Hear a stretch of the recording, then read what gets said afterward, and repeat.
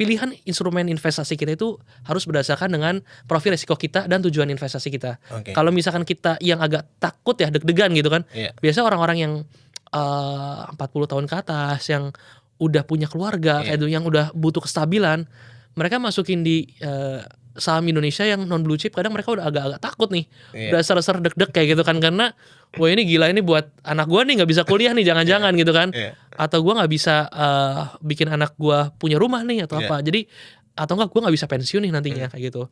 Cuman kan balik lagi, kalau misalkan kita masuk di saham ini hitungannya tuh yang resikonya kan high risk juga ya. Iya, betul.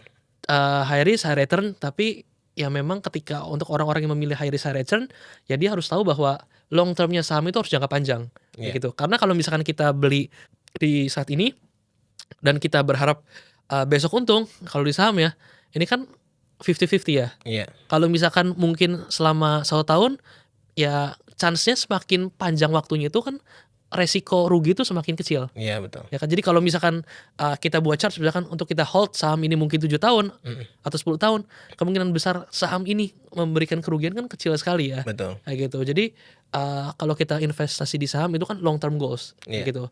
Cuman memang kalau misalkan di WMI kayak gitu kan, kita juga belajar gimana caranya kita diversifikasi aset kita. Oke. Jadi ada yang mungkin kita bisa taruh 10% di saham A nih, 10% Iya. misalkan saham B, 10% lagi di emas, Iya. 10% lagi mungkin di cash, nanti 10% lagi di RDPT misalkan, terus habis 10% lagi mungkin di Bitcoin, Iya.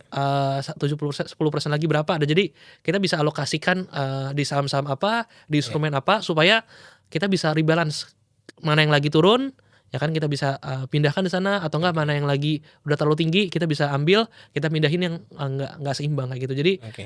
porto kita akan cukup kuat kayak gitu Oke. ketika ada masalah apa ya, case kayak gini. Misalkan kita kan bilang Indonesia lagi Iya, agak berat ya kayak Iya. gitu ya, rupiah turun dan juga kepercayaan investor juga lagi melemah ya. Nah ini juga sesuatu yang sangat diwaspadai ya. Iya.